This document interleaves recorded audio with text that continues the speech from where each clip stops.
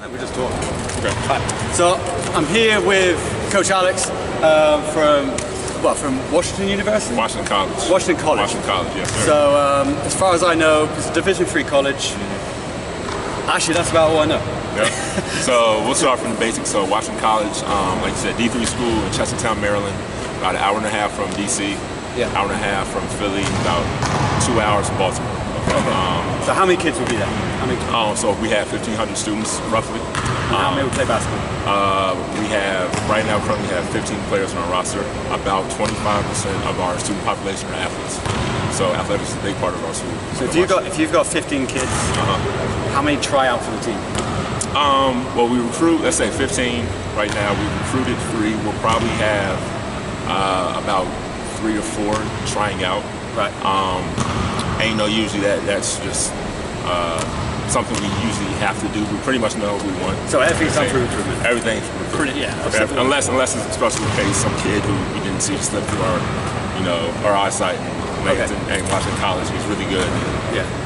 So you spend the whole summer coming to camps like this, looking for kids? All of July, good part of June, a little bit of April, what's the whole summer pretty much. So if I'm right in saying, for the guys back at home, they look for scholarships, part funding, international funding. Right. But D3, you don't get that? Unfortunately, now, some schools are different. Our school, I haven't really had a lot of experience with international yet. Right. I know we do give some money for international students. Every school is different. Okay. Every school, we already have a large international population in our school. So getting international kids for just school-wise isn't that hard. Some schools it is. So if I went for University A, which is a D3 who has maybe 2% international students, and I'm a basketball coach and I bring an international student, I might get a little bit more money just because it's not a large population of international students. No, that's crazy. It is. Yeah. And then the further you get up, if you get to D1, you can get free rides. D2 D2. D2 might be partial or full, depending on your skill level and ability. But D1, most of the time, is going to be full. So what would be the big difference between a good D3 and a lower end D1? Is it just the size of the place? Is it do you have D3 teams and D2 teams that can beat D1 teams? Is it ability or size of the school? It's a lot of things. Like you said, first of all, size, population. Like I said, my school is 1,500 students, real small. Not going to find a lot of D1s for 1,500 students. What would be a D1 population? 20. It depends. 20,000, 15,000, 10,000, I believe, at the lowest. Over big universities, big classrooms, big sizes, big graduating classes. Usually, a lot of the smaller schools are like the D3, D2, just because that ties into money, obviously. Obviously, big Kentucky or Kansas has more money than we do. Unfortunately, and looking, they have 300,000 or 30,000 students going. And we only have 1,500. So that's one thing. Now we get into the basketball wise. Was a little bit different, like a D2, D1, or D3 and D2 player. A lot of things have to do with his size. So you can be very skilled. Let's say you're a post player. You're skilled, you have footwork, you can finish, athletic, but you might be 6'4". And have the same skill set as a 6'10" kid, obviously. But he's 6'10", but he's 6'10". Yeah, and you have the same exact skill set. So, size has a lot to do with it. Of course, there's ability, how long kids been playing, how much time they dedicate to the game, and then obviously that always shows on the court. So if you come to a camp like this, I found this really weird last year. So you come here and you see a kid and you're like, wow, he's great. You've kind of just got to forget about him in a way. Do you see kids and you go, maybe I can squeeze him into D3, or do you look at kids and go, do you know what? Nope, he's not there yet. I say nope a lot. Unfortunately, a lot of times it's a dunk, it's a crazy steal, it's a good move on the perimeter. It's hitting 3 shots in a row. Some little things like that I see, and I'm like, man, I probably can't get it. He's probably going to D2 or D1. But sometimes we do get kids like that who are D3. Like I said, they might just dunk it, but they're 6'4", playing the post. And like I said, that's when the size comes into it. I'm like, perfect. That's for me. So, have you had any come through the net which have actually gone on to bigger, better things, play pro, stuff like that? What's the high profile ones? For you said D3? Yeah, for your school. Right now I have a kid, Alec Lewis. Well, first of all, let me start this. Every time school year ends, season's over, I do get some emails from some overseas agents asking, or pretty much they already know who's graduating from my school. Okay. They ask, our seniors, do they want to play?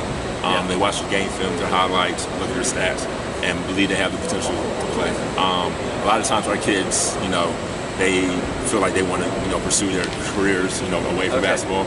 I did, so what I was about to say, I did have a sophomore just come to me the other day, say, hey, coach, I want to play overseas. Okay. First kid I've had in D3 that wanted to do that. Yeah. And I told him it's literally like that. You have to go against the D2 kids right now, the D1 kids, and then the already players that are playing overseas and whatnot. It's and then the whole, because you're just playing against, college kids, and overseas, you're playing against everyone in the whole world wants to play basketball. Is the knowledge there in America, like that? There's so many leagues in Europe. Oh yeah. That they can go to like Division 1 or Division 2 sometimes in some countries and still get paid to play basketball.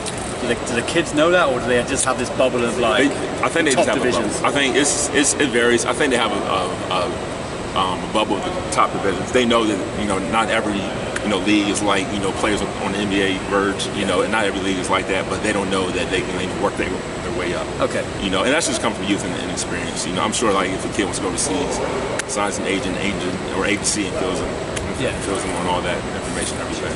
So where we are, we don't really get the opportunity to recruit. It's more like if you live in our area and you play basketball, you play for our team.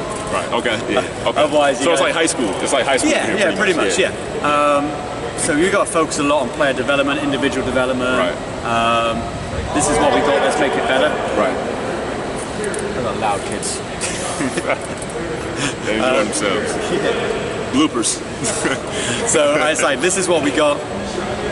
Let's make them better.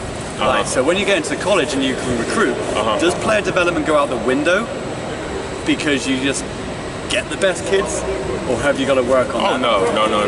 Player development never goes out the window. I mean, LeBron James is probably, if he's not on vacation, he's somewhere working out right now. You know what I mean? So, no, player development never goes out the window. That's one thing we preach. So one thing back when I was playing, my coaches told me when I entertained the idea of getting into coaching. They're like, you don't recruit a kid based on what you do now. Recruit him based on what you see, what he can do in the future. Okay. You get him based off of potential. All right. So, like, if this player A, if you see him working out 4 times a week for 3 months, how good do you think he can be?